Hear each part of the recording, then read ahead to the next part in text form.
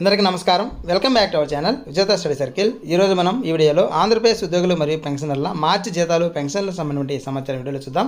అందుకని ముందుగా మన ఛానల్లో అందరికీ జీతాలు పెన్షన్లు జమ అయ్యే వరకు ఎప్పటికప్పుడు 100% ఖచ్చితమైన తాజా సమాచారంతో వీడియో చేయడం జరుగుతుంది. అలాంటి వీడియోస్ కావాలనుకుంటే మన ఛానల్ సబ్స్క్రైబ్ చేసుకొని ఫాలో అవ్వండి. ఈ ఆలస్యం చేయకుండా మన వీడియోలోకి వెళ్దాం. నిన్న సాయంత్రం నుంచి మనకి సైట్ అనేది బిల్ స్టేటస్ చెక్ చేసే సైటు వర్క్ చేస్తుంది.